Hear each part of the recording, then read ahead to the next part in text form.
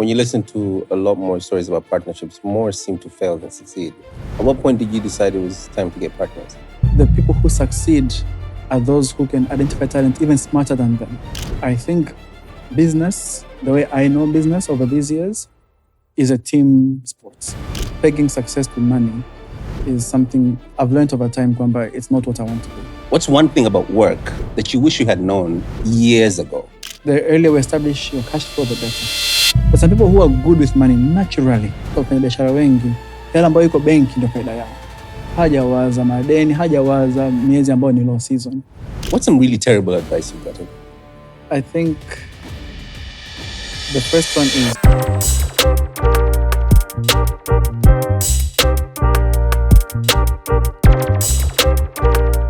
our guest today reminds us that when you are at the edge of your comfort zone, hapo ndo kuna hela. So komaa nayo, push through it, embrace the fear. In this episode, we get to hear from a very interesting young man about jinsi ya kuishi, jinsi ya kufikiria, lakini pia jinsi ya kujifikiria katika hayo maisha. Mgeni wetu wa kutupiga msasa siku ya leo ni Baraka Cassian.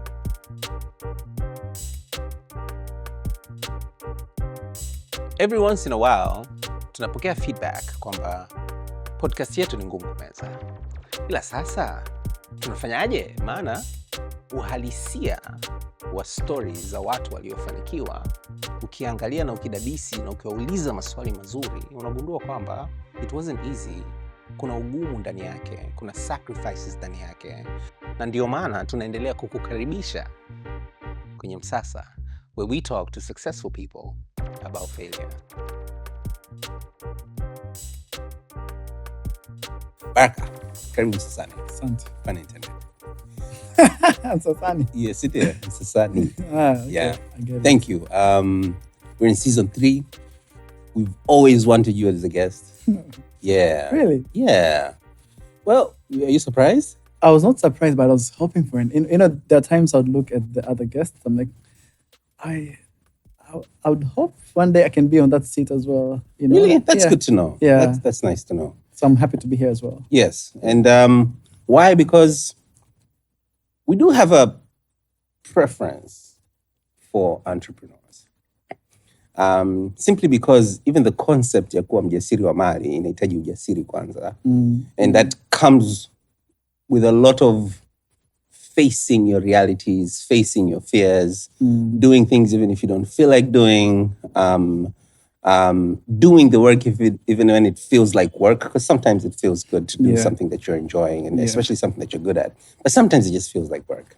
And so whenever we get a chance to speak with people who've been in business for a couple of years, tunafurahia kwa sababu kuna misasa mingi sana tunapata. Na msasa wenyewe mara nyingi unakuwa sio tu wa kibiashara, bali wa kibiashara ndio, lakini jinsi ya kuishi, jinsi ya kufikiria, jinsi ya kujifikiria wewe kama ambaye yuko kwenye steering wheel. We meet people who are at stages where they're ready to let go of that steering wheel, and what that evolution means for them. But more importantly, the evolution that comes with just year 1, year 2, year 3, year 4, year 5, year 6, and especially kama ulikuwa umeajiriwa before, kabla hujaanza kujiajiri mwenyewe. Yeah. So I guess one of the things I'd like to hear from you is what's one thing about work that you know now that you wish you had known years ago, because it would have helped you avoid so much pain? First, thanks for having me. Thing about work. So just to give you some context. Yeah. I've been working for as long as I remember. Yani nimetoka kwenye familia ya wafanyabiashara. In the sense that toka nikiwa secondary school, from 1, from 2, on weekends would go to office with my dad, and then akawa najaribu kunionyesha njia ya biashara hapa na pale. So one thing about work that over the years, even now 10 years into my own businesses, etc., is that I've learned to embrace fear. I've always had some sort of anxiety when you're approaching new situations, some sort of hofu fulani kwamba what if it goes wrong? Especially when you have people relying on you, unakuwa una huge expectations of yourself, people expecting things from you, that's a fear, that's a heartbeat that goes up when you are about to sign something. Over time, you stop fighting it. Because I used to fight it. I used to be like, why do I have fear? I've known other business people looking very confident. Yeah. And hawana hofu. And I would always dream, I want to have a reality with no fear. I want to have a superpower where there's no fear ever in my life. Naishi carefree. But then I've come to learn over time, kwamba, when I feel anxious about something, when I'm scared of that, that's where I need to be. That is now the edge of my comfort zone. Sasa hapo sasa ndio kuna hela. Because ina maana kuna wengine pia waliogopa kufanya hichi kitu. Wakaishia. Wameishia. Sasa mimi hapa nivuke tu. And the affirmation I get from that is I look back at moments 5, 10, 15 years ago when I thought it was the worst day of my life. I was so scared. But now I'm like, I had to go through that because I've learned. So maybe in the future, this fearful moment, which I'm embracing, will be a lesson. So I should just cross this bridge here. So that's the main thing. How do I embrace fear and make it part of me and give it and the wind behind my sails, per se? Yeah. Again, is there a life without fear? The more I listen, the more people I talk to, I don't think kuna maisha bila fear. And I think it comes within the territory. And if you're going to push boundaries, if you're going to get out of comfort zones na kujaribu vitu vipya, lazima tu kuwe kuna kahofu. Na wale ambao wanasema hawana hofu, then they fear things that you don't see. So mtu yuko tayari ku jump out of a plane. So maybe their fear is something else. Their fear is missing a mortgage payment. So I think hamna maisha bila hofu. Yeah. Hofu ipo. So I guess it's more about embracing it, not saying that it doesn't exist. Yeah, running from it. Yeah. Okay. Yeah. Do you think we attract who we are or who we're avoiding? That's a good one. I've never had to think about it. Do we attract who we are or who we're avoiding? I think we attract who we are. In my view, you have to be intentional with it. Like, for example, I've known you ukubwani. Yeah. So we're not those friends who grew up together. Yeah, we're not bonded by history. Yeah, by history. Lakini we've kept in touch consistently, professionally, personally. Yeah.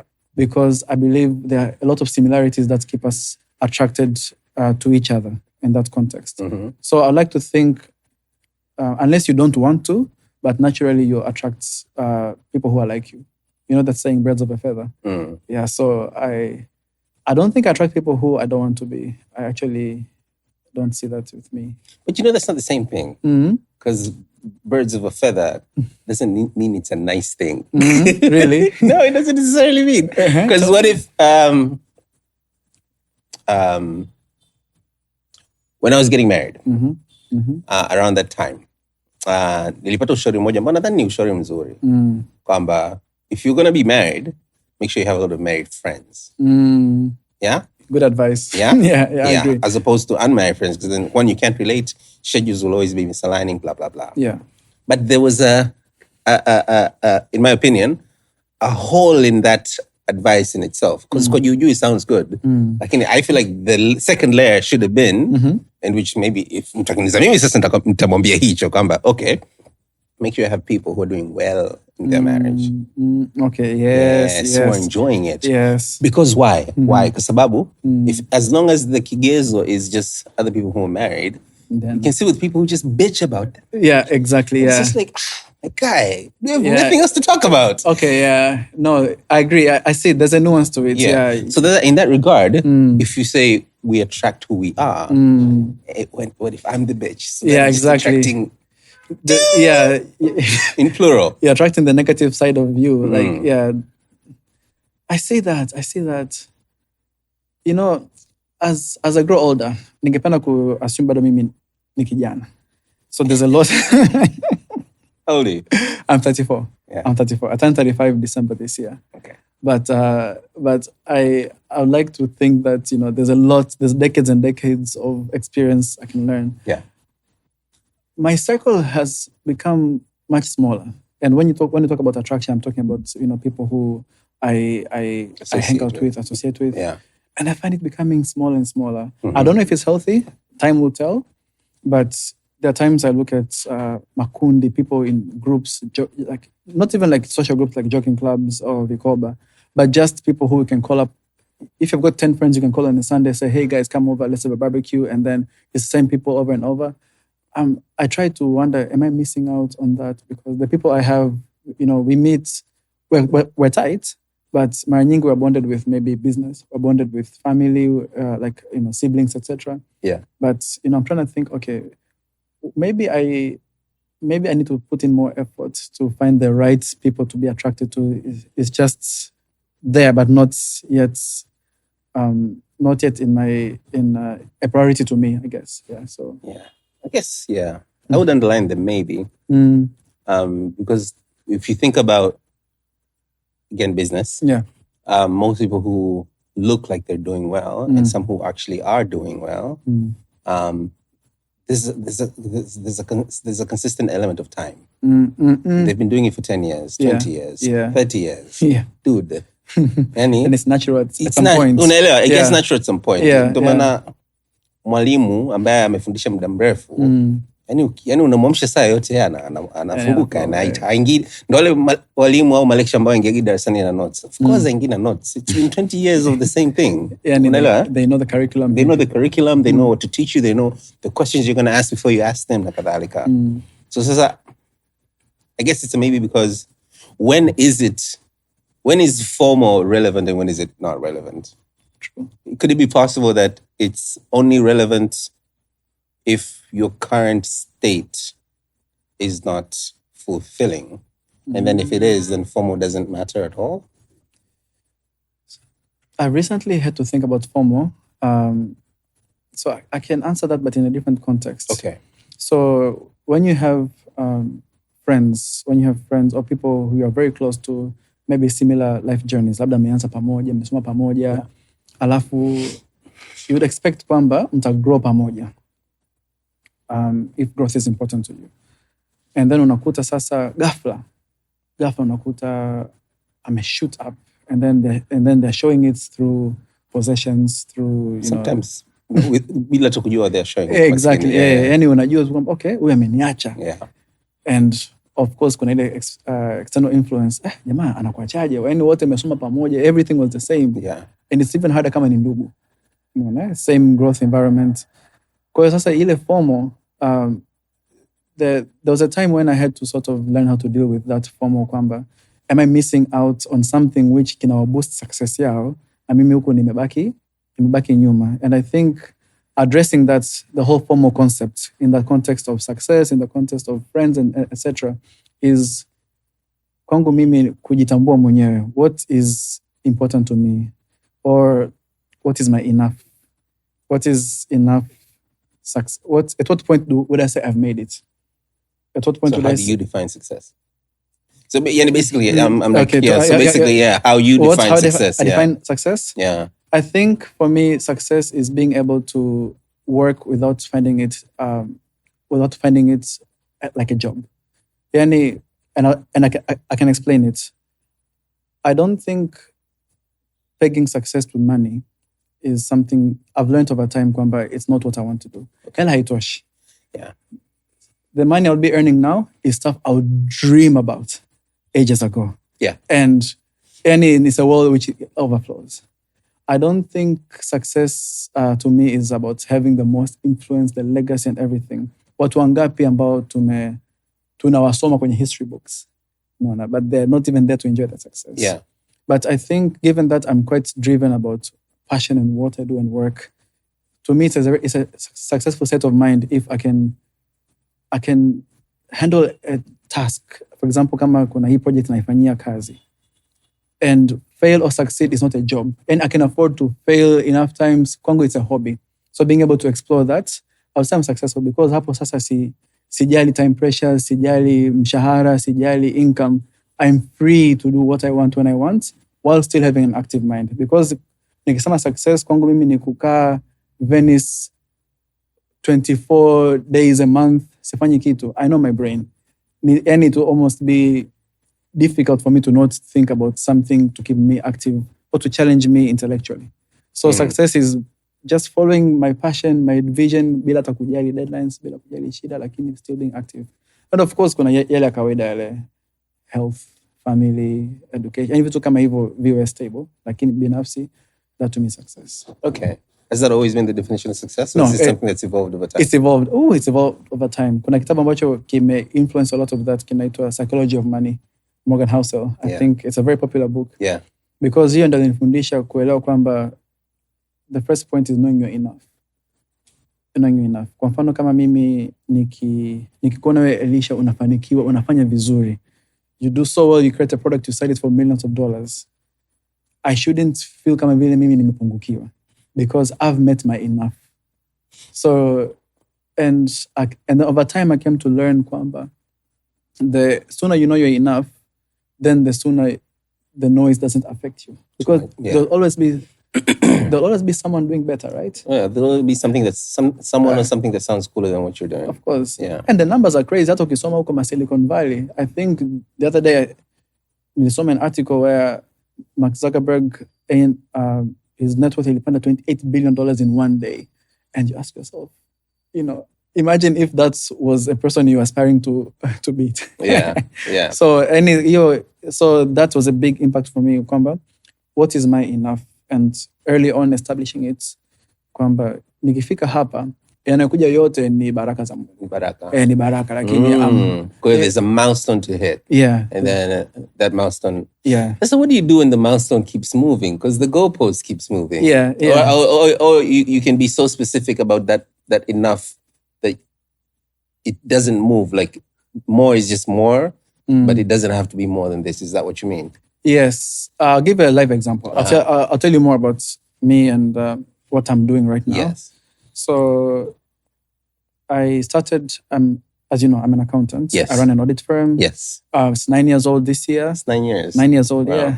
So Okay. I resigned from my job in 2016 February, 2016 March, April. The date is arguable. We're still trying to figure out when our anniversary is. Some say August, but We had to pick a month. yeah. It's just like, you know what? We were born in June. It's fine. Because Brella says a different date. Yeah. So at that point, if you were to ask me what my enough was to be able to replace my paycheck with what I'm earning at the firm. Right. You were. Yeah. So nisiwe na ile again FOMO. I'm missing out. Missing I could have out. just kept the job. Yes. Okay, yeah. So that was the first part. And then as I got married, I'm married, I have a kid, 3 years old, a boy. The enough changed. Kwamba now I need to work enough to have a steady income where my son, hata kama mimi sipo, even if I'm incapacitated, he's good. Yeah. Education-wise, health-wise. So, and now you cross that milestone. So right now I'm in a phase, now to answer your question, how do you know you're enough and has it evolved over time? So sasa hivi nimefika sehemu where I've ticked all the boxes, and I'm very privileged to be able to say that because it's not a story many people can have. I've ticked all the boxes that even now my current job, the passion wavers. And I even tell my friends, I tell my clients, kwamba the problem you're bringing me doesn't excite me enough at the moment, so I can help you, but I can recommend somebody who can go fight tooth and nails for this. I can do the architecture, the structure and everything. Lakini ile kukesha usiku paka saa 10 asubuhi, I don't have that in me right now to pick up that phone call. So I had to find another challenge that would get me there. Get you excited. And that is now Simplify, the tech startup. Yeah. So you're right. It evolves over time. I would like to say for many people who are ambitious and trying to go get, there is no finish line. So I guess it just changes. Hence why my definition of success is where I can just afford to keep doing that. If I fail, I failed. I don't lose sleep over it. Naendelea tu. Okay. Yeah. So basically success is freedom. Yeah. In one word, freedom. Yeah. Freedom. And then the freedom is, now you decide what freedom means to you. Mm-hmm. For some people it can be, we had a guest the other day, and their definition of freedom is very explicit. Not to work. Kabisa, hataki. Hataki, yeah. So not to have to, not to. Kabisa. Yeah. I just want to wake up, and I'll plan my day after I've woken up. And that's the freedom that they desire and aspire. And they kind of already have. That's so good for them, you know? Yeah. Yeah. So I guess now it's just defining what freedom is for you. In your case, for instance, if I've understood you, freedom is one, to be able to work on things that are mentally stimulating and exciting, as opposed to having to do something else that maybe isn't as mentally stimulating. Spot on. Is that correct? Yeah. Okay. That's interesting. So it might change, by the way. It might change. Of course. Yeah. But right now that's where I'm at. Yeah. So I've been trying to educate myself a lot about financial vehicles. Things like, you know, treasury bills and bonds and mutual funds and, you know, nachungulia DSC kuna nini na nchi zinginezo. Things like crypto, not so much. It seems a bit too technical for me at this point. I just want to get like the basics of, these are what financial vehicles look like. Even insurance products, because there are insurance products that have the insurance, but then after the fact, there's also a gain to it, right? Yeah. And I had to find someone. Luckily, there's always somebody somewhere. If you look good enough, yani kuna mtu ulisoma naye la pili, yuko CRDB hapo, yani unamtafuta, oya mwanangu, tuchukue chai. Yeah, and then nikaongea na mshikaji, tuliongea. Hey, I don't remember the last time I had such a long conversation sober with another young man. It's like the same age, like the age mates.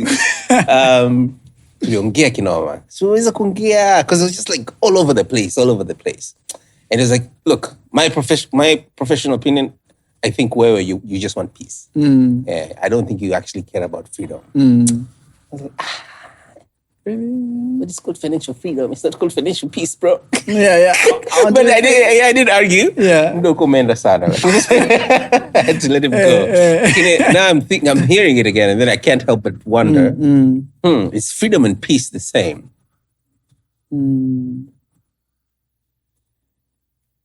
Or is it not? Because doesn't freedom give you peace? Like a certain calm that is, you know what, this is how I am going to choose to do this thing this way, but also because I guess I can. And so there's a piece to that.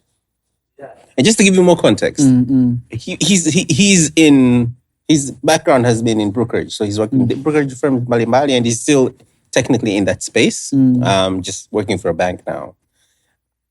So the conversation was largely about money, right? It wasn't just like everything and not peace at work. It was about money. And then I guess he also asked me that question, like, do you have an enough? Like, is there a point in which if this is all you ever get to, you would be at peace with that? And I also have this elaborate response. I'm like, you know what? I've layered it. I've got 5 levels. Yeah. And I've got this, and this. So it was like, so your enough is the lowest one. So that means it looks like you just want a certain kind of peace because of whatever it is that you do for a living that doesn't give you that peace.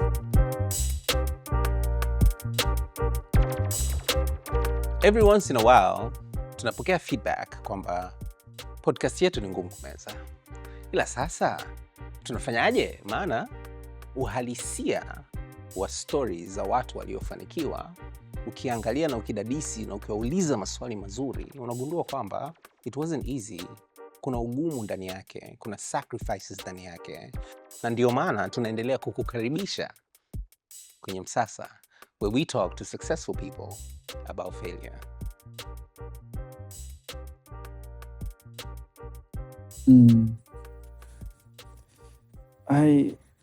If I can answer, if I can share my thoughts, I'll need to look at there's a dictionary definition.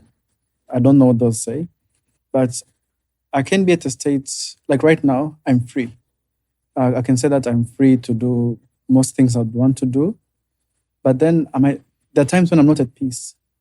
So I don't necessarily think that when you have the freedom, you necessarily have peace. I have peace. I don't know what that means, but I can sort of say that for myself. And what would make me not be at peace? Maybe I'm free to even wander around and drive wherever I want to go. But maybe knowing that there's a family member who is really unwell and I cannot do anything about it, it takes away my peace. Absolutely. So maybe freedom is an internal state of an internal state, and peace is a macro state. I don't know. Oh, isn't it the other way around? Isn't good? Oh, peace is an internal. Oh, yes. Oh, good one. Right? Yes, peace could be an internal state, and freedom is the stuff. It's the external state. Yeah. So let's talk about Cassian and Associates. Yeah. 9 years. Wow. Yes. That means you started at what? 23, 24, 25? 2016, I was 25. 25. 25, I started. And had you worked before that? I had worked, yes. Kwa muda gani? Nilifanya kazi for 4 years. 4 years as in the same sector. Uh-huh. And before then, when I was at uni, I was also working half-time in the university itself. Yeah, so I was... Same accounting, audit? No, I was a housing assistant. So, the dorms where like students stay, bweni. Uh-huh. They would appoint students and pay them to run the office, to run the admin and stuff. Okay. And then even before that, I used to work for my parents, so in a family business. So you sound kama mtoto kindi. yani I think mzee alijifunza kwa Waindia. Safi sana. Kwa hiyo umeweza kufanya kazi tangu chuo. And then after chuo ndo kaingia immediately into accounting. Accounting implement, yeah. All right. It was in consulting? I was in consulting. I was for one of the big four. KPMG. Niko na KPMG. Okay. Yeah. And then a couple of years down the line, you decided to branch out and do your own thing. Do my own thing, yeah. Why? I don't think, at that point, it was not even part of the plan, to be quite frank. Because when I was with KPMG, they took care of me. Okay. It was corporate security. There was a very clear path. If you meet these 20 goals each year, unakuwa promoted, and you're seeing the system working, etc. And it was in a foreign country. I was in Australia working for KPMG. Okay. So you have that foreign paycheck, which ukisafiri kuja Bongo, it's enjoy. Yeah, unaenjoy vizuri too. I had loans, mortgage. Yani, I was in the system deep. But then, kuna siku, I'm very privileged because, my parents were very, very close with me, and they still are. And wakaja kunikumbusha kama Baraka, ndio ulikuja kukusoma, kuchukua knowledge na kurudi nyumbani. Lakini the more we are seeing you, the more unapotea paka accent inaanza kubadilika. So that's stuck with me. Alafu wakati ile pia there was a time Mzee was unwell. So there was also an emotional, he's okay now, but there was also an emotional anchor there. That's kwa kweli. Unajua afu kiwaza amewekeza na kila kitu, yani the amount of sacrifices they made for us. So that brought me back here. Okay. And then the plan wasn't to open the firm. The plan was to look for a job. So I interviewed with the big four here, even in Nairobi. And I was trying as much as I can to stick to come back. To that security as well. Yeah. Lakini things sikupata the offer I expected. Kwa nilikuwa nafanya kazi ofisini in my dad's office. Lakini kwa pia, I'd come from a sense of freedom and responsibility to another sense, which it was not yet for me. Kwa in the meantime, nikaanza kusaidia wateja on the side. Yani huko nafanya kazi huko na clients wangu nawasaidia. Then, over time it's snowballed. Pole pole. Of course, I had a lot of support. And I always tell people kwamba, unajua, usione hizi story kwa face value. Nilikuwa nina mentors, nilikuwa na family friends. I didn't pay rent, I didn't pay for fuel. Then there was a lot of, exactly. Nilikuwa nakaa nyumbani. So there's a lot of stuff that really got me through the first painful 2 years of entrepreneurship. Na, we were one of the lucky ones to have survived those difficult times. Na sasa hivi ndo tupo, about 28 people, 2 offices, 3 partners, tuko mwenyewe sasa hivi. Yeah. So it's been a heck of a journey, man. At what point did you decide it was time to get partners? I started seeing the limits of my ability by year 2, year 3. Ukiangalia what we're doing at Cassian, yes, we're providing a professional service, but in other words, I'm selling my time. Yeah. Na inventory yangu, store yangu ina masaa 24 tu.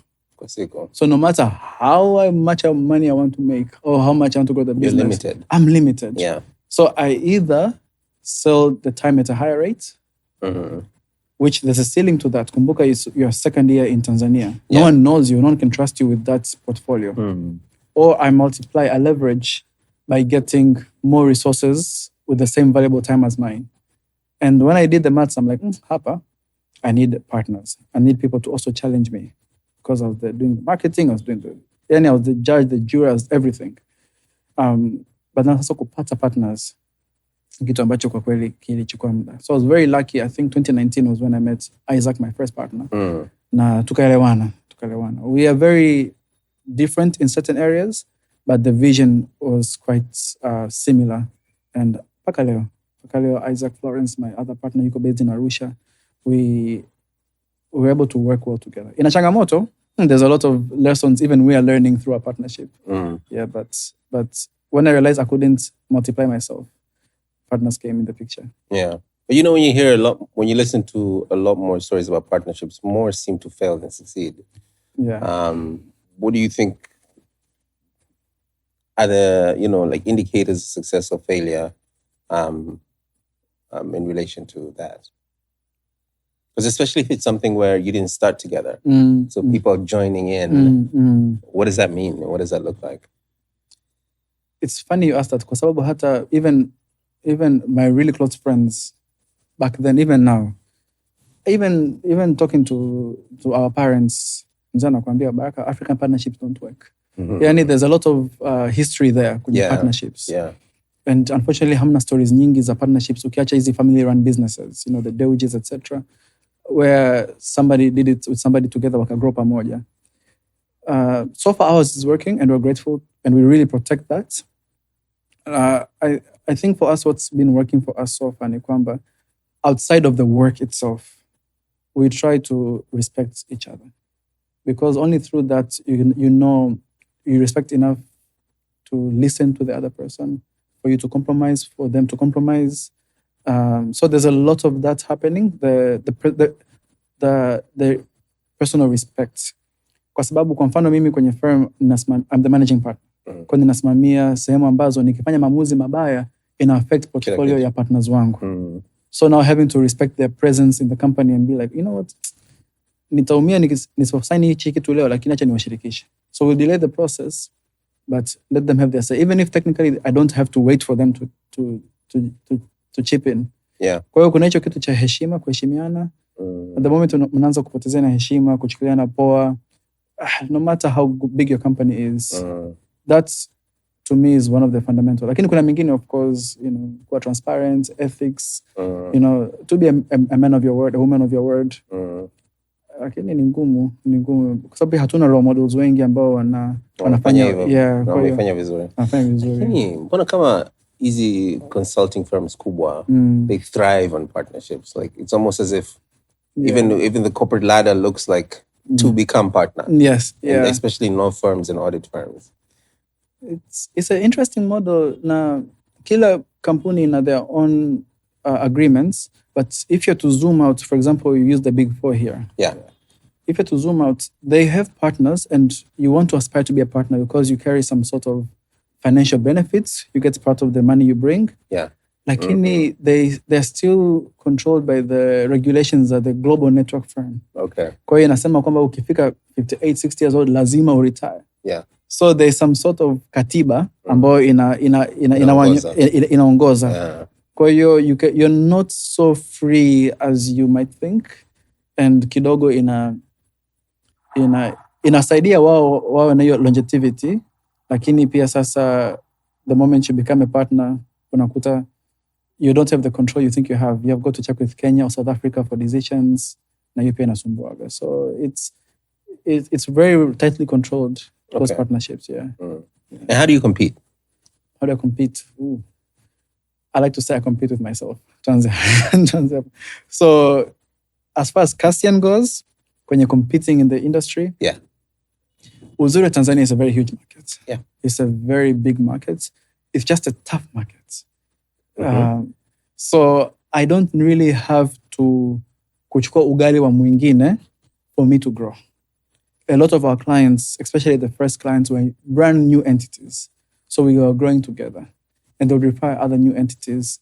a lot of our current clients are international companies who have never worked with another firm in Tanzania. So we're the first consultants. So I find that sisi tuna compete na us last year. You know, we're competing with our last bad feedback. How do we make sure it never happens again? If we have to compete with for like one job with another firm, I try to avoid such situations unless labda nimealikwa ku-invite on kufanya on merits, because pia is a small community. Tunajuana wote. Sasa nikifika pale nikianza kusema kwamba mimi nafaa kuliko huyu, ina maana huyu basi hafai. So I try to just compete internally with what we did last year, if we can be better, and it's worked for us. Okay. Yeah. So you said it's a tough market. What's tough about it if you're not competing with similar size, similar service offering? So cha kwanza, we try to remember kwenye upande wa business, biashara. If you say you want to become the next KPMG, I say KPMG because I used to work there. Yeah. Wale, the 4 partners who made KPMG, I don't think they lived long enough to see KPMG become the giant it is. Yeah. So it's a suicide mission. I can... There's no point of me wanting to be KPMG because I know I'll die long enough and I'll die way before it becomes known. Mm-hmm. So it's not an aspiration I can practically have. Mm-hmm. And I'm not so big on legacy to have my name on a building 100 years from now. Yeah. So I remove that aspiration in terms of how I approach the market here. Uh-huh. Then the other, basically I look for my niche. Kwa naondoa the ambition to become a big player and attracting those big clients. Nawachia eneo lao. And then unakuja kuangalia sasa, okay, why is this a tough market? Wale waliobaki. The awareness around compliance, governance, the investment required to have those systems, they are not a top priority for many entrepreneurs, mind. Even myself sometimes in this market. Kwa hiyo kazi yako sio tu kumsaidia yule mteja afanikiwe, lakini pia kumpa elimu, kumwelimisha, na pia kumtafutia mtu kusimamia whatever you are consulting them. So yani ni zaidi tu ya ule ushauri. Ni almost you are their partner in business. Now, how much do you quote for that? Because if you quote too high, they go for the next cheaper option. And if you quote too low, you will not make money from that relationship, you know. So the journey of servicing the clients is much more longer than a more developed environment. Tuseme ningekuwa nafanya hichi kitu Australia. Mtu kabisa ameshajua kwamba this is what I need to do, these are my responsibilities. Wewe consultant unakuja kufanya kipengele kipi? Kazi imeisha. Lakini kuna mara nyingi mimi kazi nimeshamaliza, lakini mpaka leo napigiwa simu. Baraka, hebu njoo tuongee. So that's the toughness of this market and the space we're in. So the space you're in, the toughness is the level of understanding of what needs to be done. Does that come into play when you're trying to, I guess, I hate the word, but I don't know what else. That's the only word in my mind, to justify value. Dio. Value is, not discretionary, it's subjective. Value is subjective. So wewe kitu ambacho unakiona kina thamani, so how do you go around it? And you know, there's many ways I've come to learn. Yeah. Right now I'm trying to position myself in a way that even before I walk in the room, mtu ameshanithaminisha juu kidogo. Okay. So what's my online presence? Yeah. Am I a thought leader? So you're going to lean into perception as well. Perception. Who has referred me? Yeah. Zamani, I thought being the quiet, the meek guy, and you know, watajua tu mbele safari, watakuja kuona tu. The work will speak for itself. I say, no, I've wasted a lot of time. My work is not speaking. It's not speaking loud enough. My work is whispering. My work is in a folder somewhere in somebody's cabinet. Yeah. Haifanyi kazi. Yeah. Lakini hata ukiangalia our community here in Tanzania, the business community, they value referrals quite a lot. Yeah. Who have you worked for? So la kwanza hata sio umesoma wapi. Au umesoma nini? So la kwanza ni okay, umefanya kazi, who else who has trusted you before me? Yeah. So trying to understand that. It was a learning curve, but nashukuru. Yeah, we're in a relationship market. Yeah, so it seems, especially when you're not from Dar, you feel it even much more. Yes. Yani, you have no idea. Yani, you feel it a lot. You're like, oh, okay, these people are friends. And then, so they've already crossed the first layer. They've broken down the first wall. They're getting into technicality. Where you might not even get into technicality, or you're too technical because there's no trust to begin with. Yeah. As somebody who trades time, though, are you, because I'm also seeing that there are people who believe in keeping money in the business, and there are people who don't believe in keeping money in the business. They believe in taking out as quickly as possible, as much as possible, and leaving enough to make sure the business still operates. Which side are you on? And I'm specifically asking for Cassian, the consulting firm, because Simplify is a different product. It's still service, but it's a different, and the mindset is even different. It scales different. Yeah, it scales differently. Nimebadilika. Mwanzoni, I was a strong believer in living as much as I can in the business, to grow the business, because I was scared. I was scared kwamba kuna siku nitapoteza kibali, kuna siku labda I'll lose my biggest client, and I need that armory to survive, to sustain. And it worked during COVID. As you know, we couldn't do much around COVID, but kidogo tulikuwa tuna 3, 4, 5 months worth of payroll, which would survive those shakes. Lakini sasa hivi, it's a balance. As I'm trying to now look at, to diversify, as I'm trying to figure out, okay, what's the next big challenge? I'm still very passionate about Cassian, and something that I also try to make it clear, no, I've not given up on this, but I'm just not growing it as you'd think I would be growing the business. We have challenges with the labor market. We have challenges there's a lot of pain points. I'm just looking for another sustainable problem. So, na diversify kidogo. Kwa hiyo ninaweka Simplify, ninaweka sehemu nyingine. Even within Cassian, we started doing bonds, etc., just to see if our money can work for us as partners. Right. And it's hit and miss. We've lost money in the process. We've made money in the process. It's a work in progress. As an accounting person, what would you advise your clients? Keep money or don't in the business? As an accounting person, I say it's dependent. And hear me out on this. Kwa sababu, kama unaona biashara yako, inafika mbali, and think of it as a vehicle, and you're driving this car. Unaelekea Mwenge, unaweka full tank ya kama unaenda Morogoro au unaweka kidogo, like how much fuel are you going to live in for the journey? Because you also don't want to kufika from Mbezi to Mwenge afu unaacha mafuta kwenye gari wakati they could have been servicing another engine somewhere else. Car. Another car somewhere. Or another challenge. Somewhere. So it starts with your vision, your aspirations. So the moment I knew that I don't want to become another KPMG, then perspective changes. Yeah, the perspective changes. I don't need to think about having an office space for watu 500. Yeah. Because you're not envisioning watu 500 working for us. Maybe the will of nature, and these things do happen. You might not really want to get there. And then it happens. And then you're forced to just keep at it. But, luckily we are quite nimble enough to pivot as fast as we can if we need to. Okay. Yeah. Somebody was telling me the other day that KPMG Group, for instance, in Tanzania, have kind of sort of found their enough. In the sense that so much so that it frustrates salespeople because they know they can sell more cars. And they're like, no, you've sold enough. Next year. Is there enough for business? That was mind-blowing to me. And I don't know. Because I can 100% relate to saying no to clients if you're in consulting because of the limitation of time. And maybe you don't want to scale in a certain way because the opportunity cost blah, blah, blah, blah. You can, kuna changamoto zinginezo. But people were selling physical, it's not even a service. It's a tangible thing. And what? No. I love their story, man. The KPMG story. And I can understand why they're doing it based on their story. I was so fascinated by them. They had an author, somebody in Netherlands, write about them.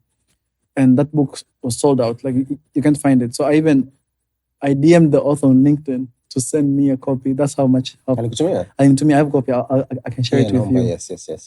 Hapa katikati in the mid-90s, they diversified heavily in agriculture. They had farms in Tangakule. They had so much business activity all around the place. Kumbuka, right now they're about 200 years old. So it's century. It's 2 centuries. Yeah, it's 2 centuries, right? Yeah, it's something you cannot even fathom, and they burnt their fingers a lot on those other projects. So I think based on that history, from their experience, they've learned, okay, sisi, enough yetu ni hii hapa. This is what's working for us.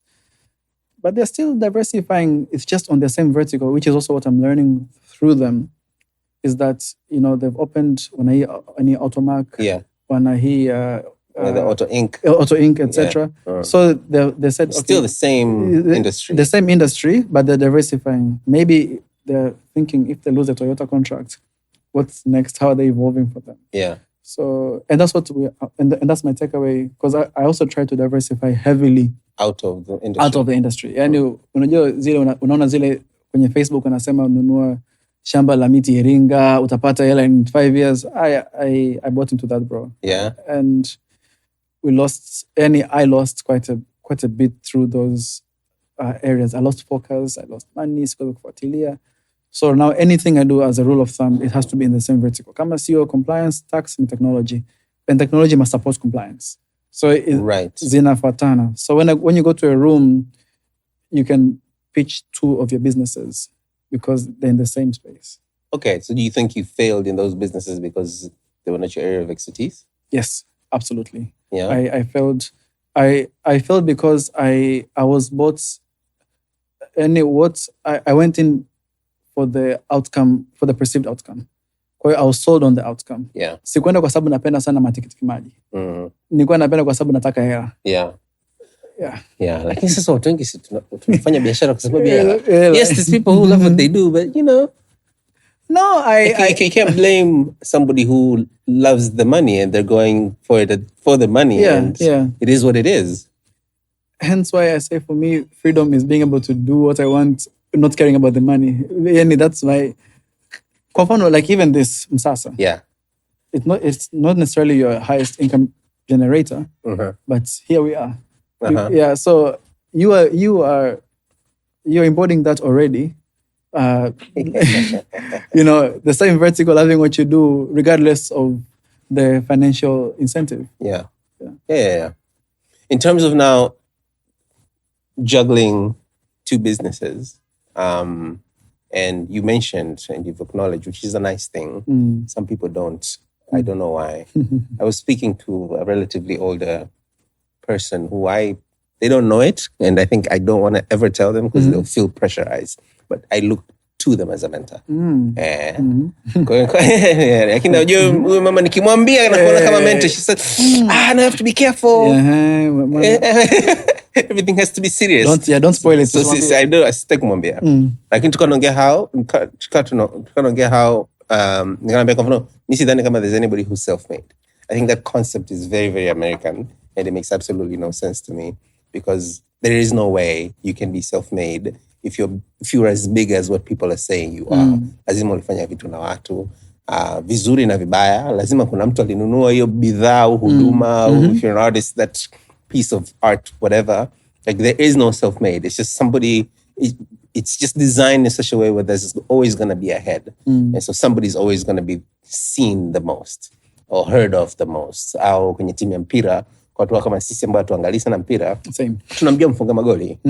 Only. Lakini there's no way mfunga magoli alifunga magoli peke yake. Kuna mtu alimpigia pasi, kuna mwalimu, kuna nini, kuna kipa huko ambaye hafungwi na yeye, timu yao inapanda, si ndio? So in your experience now, working, growing, learning from others, what's some really terrible advice you've gotten?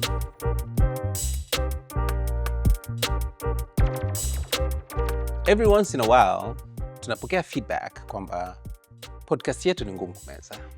Ila sasa, tunafanyaje? Maana uhalisia wa stories za watu waliofanikiwa, ukiangalia na ukidadisi na ukiwauliza maswali mazuri, unagundua kwamba it wasn't easy.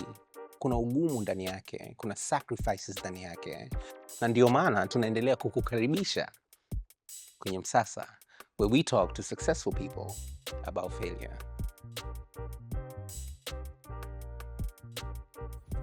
Wow, terrible advice.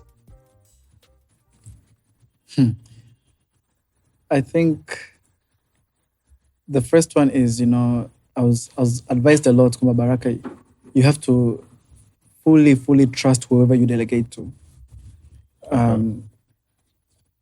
That's dangerous advice. For example, let me paint a picture.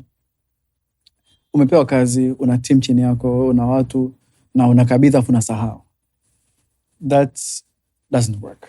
Doesn't work. You can trust, but you have to verify. Especially if it's your signature at the end of the document. Yeah. Yani hiyo kitu kwamba unakaa unafanya business plan yako kwamba nitajiri watu afu watafanya hivi afu mimi nitafocus hivi, tafanya tu sales. IT atafanya mwingine na sitaki hata kugusa. Especially if you're a founder, if you're an owner, you have to know a bit of everything. So that was kind of some of the bad advice. Lakini pia cha pili I learned early on cash flow, and this I think it applies across any business, any industry. Yeah. Kuna usemi ule wa mali bila daftari hupotea bila habari. Yeah. It's true. Unajua the headlines zinaongelea sana, company X raise $10 million. Yeah. Au company huyu anafanya $1 billion in transactions a year. We look at the revenue, the turnover, and the profit. Yeah. Lakini what kills the business is actually never the revenue or the profit. It's cash flow. It's the cash flow. Or lack of it. Exactly. Kwa sababu unakuta mtu ana order za milioni 100, lakini hana mtaji wa kuziservice. Services order. Kwa hiyo the business is there, but you just don't have the cash flow for it. So I started early on putting my eye on the cash flow. Kwa hiyo hata sasa hivi kila siku mhasibu wote anatumia sisi reports ya cash flow. Ngapi imetoka, ngapi imeingia, what's our balance leo siku tunafunga kwenye account. So then I've got my mini thresholds kwamba hii sasa ikishuka chini hapa ndio tunaanza kidogo kukaza. So you also have a threshold in mind that this is where we are safe. Below this, we should be aware before it becomes a bigger problem. A bigger problem. Okay. And I'm quite strict with that. Yani ripoti kichelewa najua kuna shida. Mhasibu mwenye mhasibu inakuaje hiyo? Mhasibu, yani mimi ni mhasibu alafu na mhasibu. Na sasa si kwenye kampuni kuna financial controller wetu. And you'll be surprised, I actually don't do much of the accounting per se. I used to, lakini I found that having the right person doing that as their job allows me to focus on more, and more leverage things that can grow the business. Okay. Yeah. You said financial controller. It's a very interesting term. Yeah. Financial controller is accounting or not necessarily accounting? It's an accountant, but also with more non-accounting duties. Right. Kwa hiyo in the hierarchy kuna yule bookkeeper, yule anaigiza tu data. Yeah. Kuna accountant who does the data and the analytics around it, and kushauri. Afu kuna financial controller now. Ukimtuma benki ana deal na bankers, ana deal na mikopo anaielewa, yani ana control all the financial aspects of it. So that's how I view my accountant. They're supposed to be a financial controller, not just an accountant. Not just bookkeeping. Not just bookkeeping. So that means they should also have like an advisory function and actively advise. Actively advise. Okay. Kwa hiyo sio kwamba ananiambia tu kwamba Baraka, we have no cash flow to meet payroll.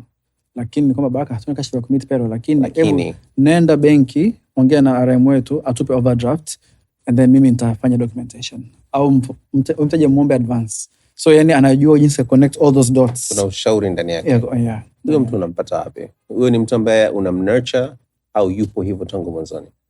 It depends with the market. Sasa hii, I don't want to sound controversial, lakini we have a very tough labor market in Tanzania. It's quite tough kwa sababu unajua, unlike our neighbors Kenyans, I've worked in Kenya, South Africa. I'm looking at sub-Saharan African countries. It's very competitive to find talent at a reasonable price point for you and for them in this market. Yeah. It's very tough. Usually too, we had younger staff members who were nurturing, were growing to become future leaders. Lakini I think when the government walitangaza kazi, tayari walitangaza kazi 1,800. We lost about 2 people. So how do you compete with that? How do you forecast that? And given that your asset is time, you lose. You lost the training time. Yeah, the training time. You have to redo it all over again. All over again. Yeah, it's 100% lost, by the way. Yeah, else. Now, how you notice when I'm there to report Dodoma Monday and it's on a Friday, and it's the government. It's the government. What are you going to do? Can't. And hence why I'm super passionate about Simplify, because now it promises to fix so many of my problems. Hence why I'm going there. Lakini kwa huyo mtu kujibu swali lako ni the best way I found is to nurture them, but it's just really hard. It's hard. It's a problem I don't think many have solved, because you're not also competing with the government, the big players, the banks, the corporates. They have stuff to offer that you cannot afford. Yeah. So that's where we're at. Okay. And so how do you retain them? Everybody has their own way. Mimi, I like to believe that kama mimi mwenyewe nishawahi kufanya kazi sehemu ambayo nikapapenda na nikaacha kazi. I have to appreciate that everybody has a journey in their career. Yeah. And I used to hate it, but now I'm more than happy to be a stepping stone. Yeah. Kukubali kwamba wewe utafanya kazi kwangu na utaondoka one day. And it's actually good. I don't expect you kuzeekea kwangu. Yeah. So now that we have set the parameters, what are we going to achieve tukiwa pamoja? And how do you exit without burning the bridge? Yeah. Ili wengine wanaokuja wanarithi kitu ambacho hakijaharibika. They're not coming to fix. They're coming to just pick up. And then once I establish that and mtu anakuwa confident sasa, anakuwa free around me, then we can set goals, we can set targets and metrics na kadhalika, and just it depends on the generation as well. I'm a millennial. What matters to me is much different from what matters to a Gen Z. Yeah, absolutely. Kwa hiyo a lot of our Gen Z staff members like freedom to make decisions. Yeah. I had someone text me right now, kwamba on Monday I'm working from home. Yeah. Being able to take that and trust that they're working from home. Yeah. And also, kuna mwingine anakwambia mimi I want every Fridays I want to go and take photographs, golden hour. Yeah. So being able to accommodate that. Yeah. And making sure your clients can pay for that, because it's not cheap to have that flexibility, because you're not selling that time, right? Yeah. It's a cost to you. So being able to express that behavior to the clients, waelewe kwamba huyu Friday hatapatikana, kwa hiyo mtafute Baraka. Yeah. So you do timesheets. We do timesheets. Do you think they work? To some extent. Half of my team, I'd like to think they hate timesheets. They're supposed to. Yeah. Timesheets. Who likes timesheets? They hate timesheets. Kwa hiyo sasa, the outcome you get from people who hate doing timesheets, unakuta there's a lot of time which is not accurate. There's a lot of time creep, time dump. Lakini mimi sasa kama kiongozi wao, I need to be able to account for their time. Yeah, because you're trading their time. I'm trading their time. Yeah. So if the time that's kimkataba tumekubaliana, half of it was not productive, I need to address that to make it productive ili tuweze ku be as efficient as possible. So we rely heavily on timesheet on the accounting firm side. Lakini upande wa tech is not working for us. The tech business. The timesheets are not working for tech? For tech. Why? Because of innovation? Innovation. There are times when you realize that the decision, the 20% decision that really brought the 80% impacts, took weeks to develop. Yeah. And also, a lot of the tech guys or in marketing, they work when it suits them best, when the mind works. It's like creative. Yeah.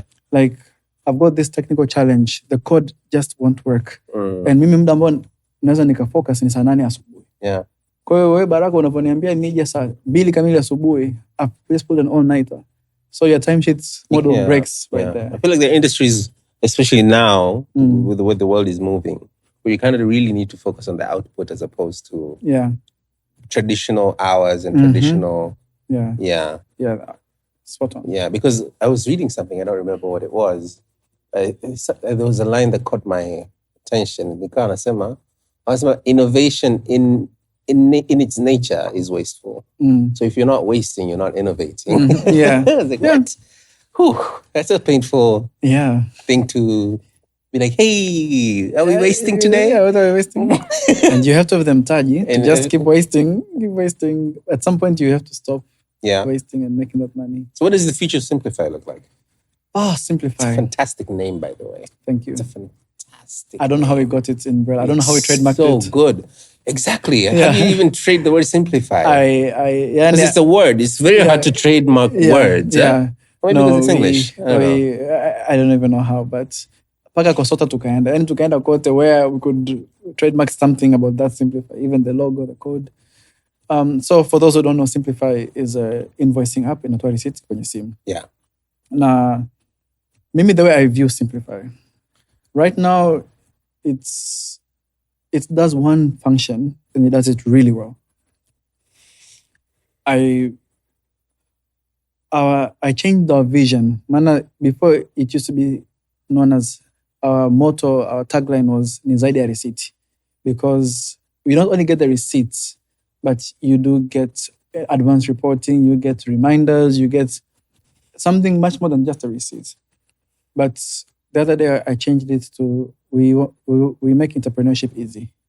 We just want to simplify our software, which ideally is a Tanzanian business. Kama na swali la kikodi, amepata barua TRA, aipige tu picha kupitia app yetu. Apate mwongozo what to do next. Apate support. Basically using technology we have access to now, the AIs of this world, to replace a junior tax consultant.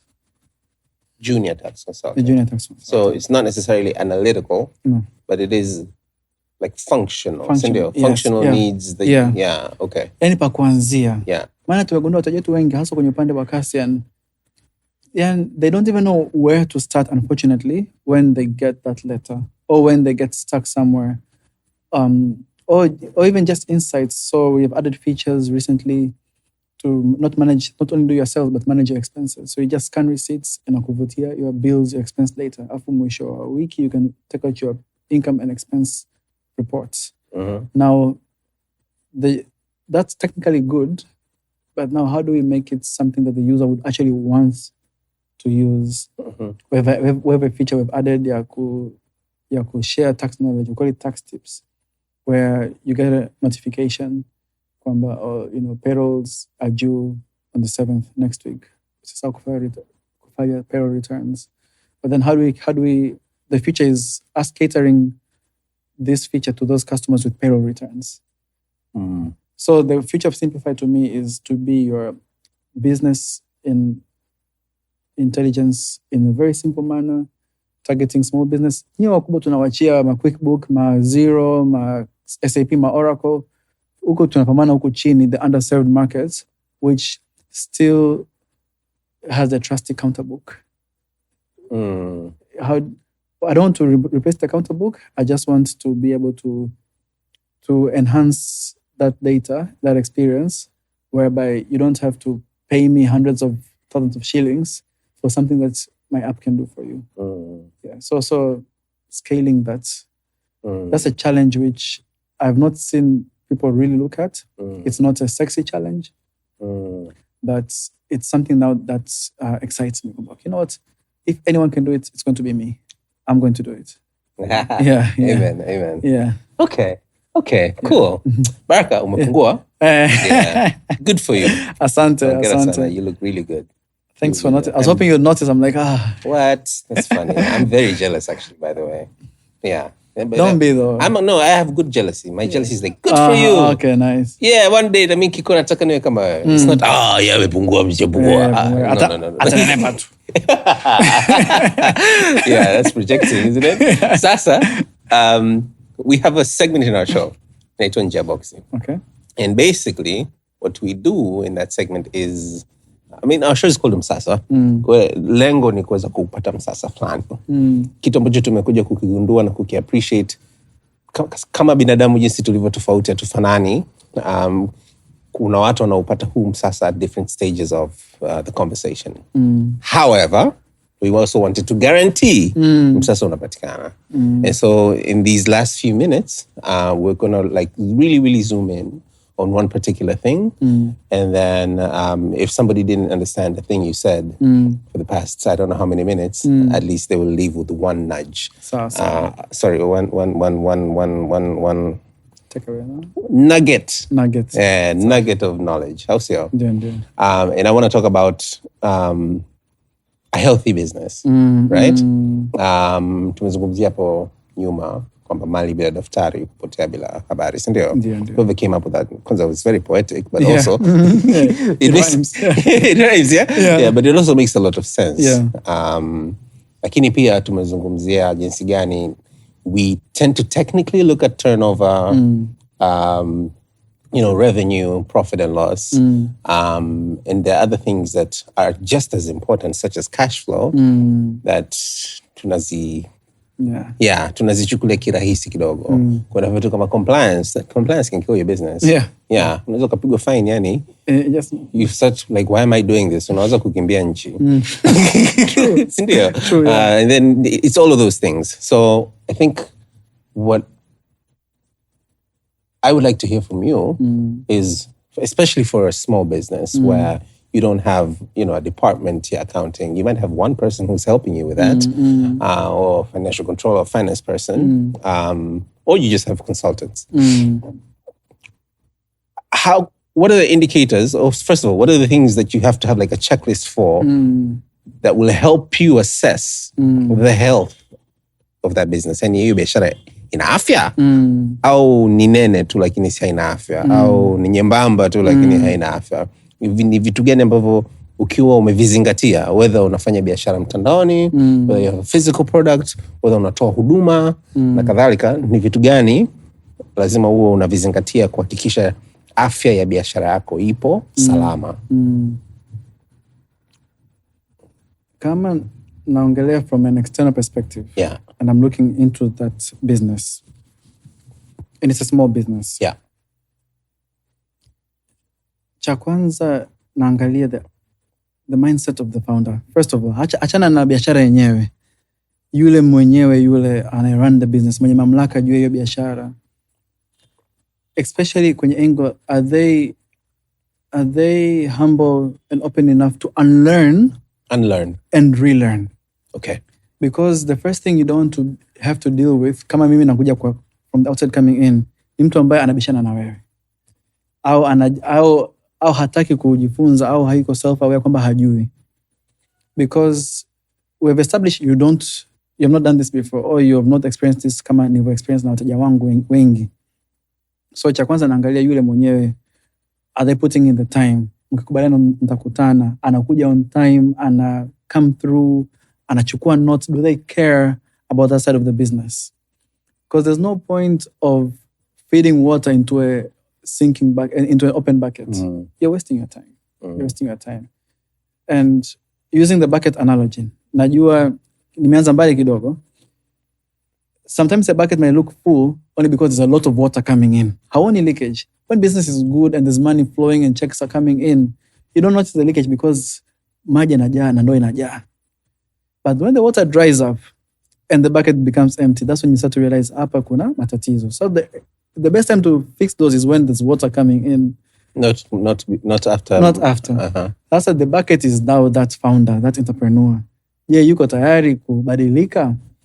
So once we can establish kwamba huyu mtu yuko tayari, then we identify the gaps. There's some people who are good with money naturally. They're born in environments where to them hawaogopi hela. Kuna wengine wakiona hela nyingi, yani wanatumia haraka ili zishuke, ili bana hawajazoea kuwa na milioni 800 benki. So akiona mtu 800 anaenda ananunua gari, ananunua nyumba, ili mali ishuke paka alipozoea bila hata kujua. Subconsciously. So then, to understand, okay, how do you view money? Do you view it as a tool, or do you view it as a curse, or do you view it as a problem? So things like those. So naanza na the psychological stuff, and then now when we go to the business itself, the earlier we establish your cash flow, the better. Because wengi nimegundua, hasa wafanya biashara wengi, hela ambayo iko benki ndio faida yao. Hajawaza bills, hajawaza NSSF, hajawaza madeni, hajawaza miezi ambayo ni low season. Yeye anaangalia tu kwamba mimi na milioni 10 benki, yani hii ni yangu. Kwa hiyo unapomdai hela yako, yani kwake wewe ni kero, because ameshahesabia ile ni faida yake. So knowing the cash flow, kwamba ndio una milioni 10 benki, lakini mwezi huu lazima ulipe milioni 7 to so and so for this and that. Vitu kama bima, things you cannot even negotiate. Yeah. So that's the first thing, your cash flow, if you even know it. If you don't, ndio unaanza sasa kuziorodhesha, tunamsaidia. When you say know your cash flow means what? Knowing how much you need to how much stay you in need business. In business. Okay. What is your number? Okay. And how much does it cost you to stay in business on monthly? It is a tough one because you don't realize how people are in denial about this. Hata mtu ambaye anapokea mshahara, ukianza kumwambia aandike matumizi yake yote, wengi sana hatujui matumizi yetu ya wiki, ya the mwezi, Netflixes, the coffees, the thing. Yani it's an uncomfortable exercise, and we would rather be in denial because it's a tough discussion on, it goes into your personality, how you're spending your money, what you spend it on. Kwa mwingine hata hataki kujua yule mtu ule muhonga yule, yani hataki kumuona kwenye karatasi, unaona. So lakini kumbe kwenye hesabu kila mwezi, all that bundle you unapotuma zile, constantly buying, etc. So that's the key step, knowing your number, because that's when you negotiate income yako, there's no way you would logically accept a number lower than that. So either hiyo namba inashuka au unatafuta hela, unapambana ili uwe na surplus. Yeah. Mwingine anaweza kukushauri kwamba basi hiyo kampuni mimi utenga 30% savings, 10% fungu la 10 na nini. But that is like step 3. Step 1, what is your number? Yeah. Know your number. So that's the first thing. If we look at the business, kwenye checklist yetu, of course, there's many other things depending on the business. But what I like to also look at, kama unashajua kwamba una deficiency kwenye labda kwenye hela au deficiency kwenye kitu fulani, find the right person to assist you. Then usiogope kwamba msaada. Unless you are lying to yourself or you're stealing from yourself, hataki mtu ajue uovu wako, but being open. I'll give you an example. In our businesses, I don't remember the last time I went to the bank to withdraw my own money.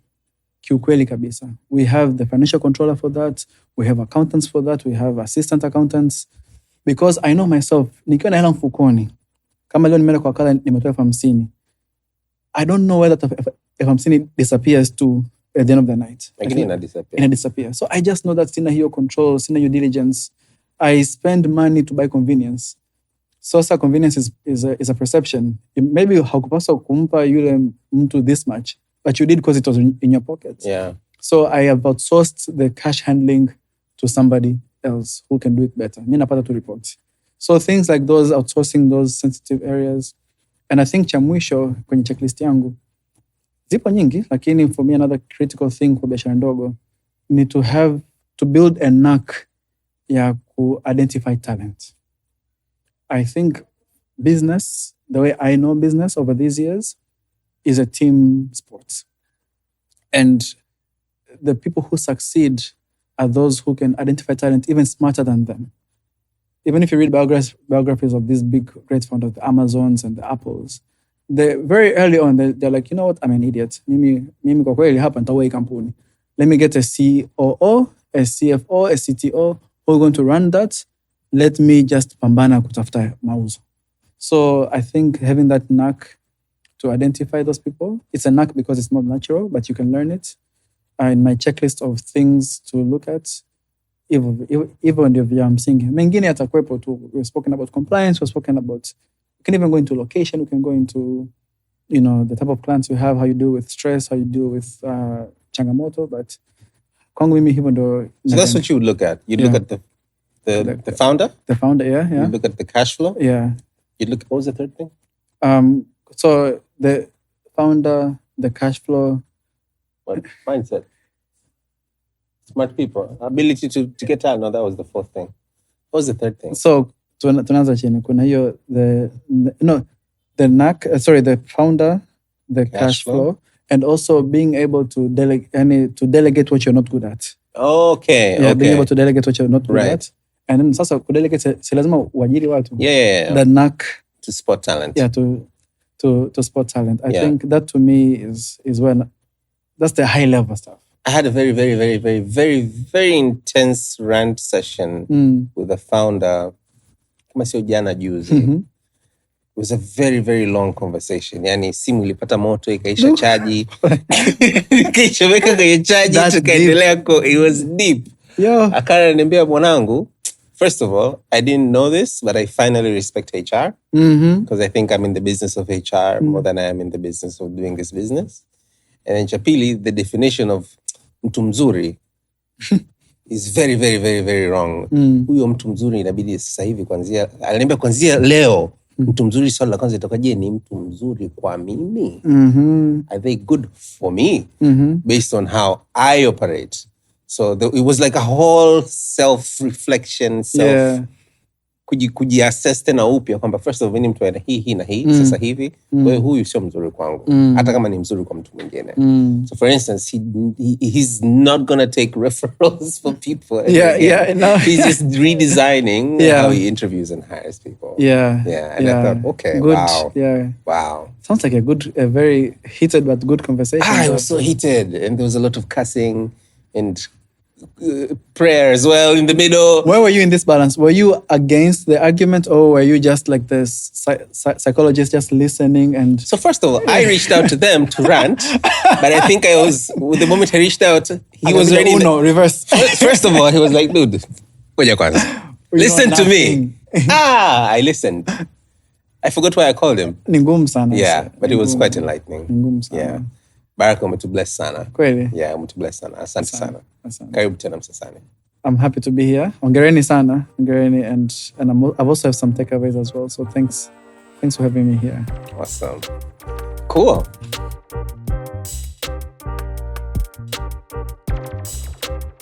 Every once in a while, tunapokea feedback kwamba podcast yetu ni ngumu kumeza.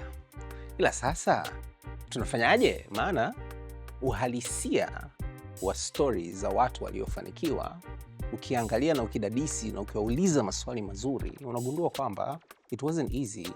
Kuna ugumu ndani yake, kuna sacrifices ndani yake.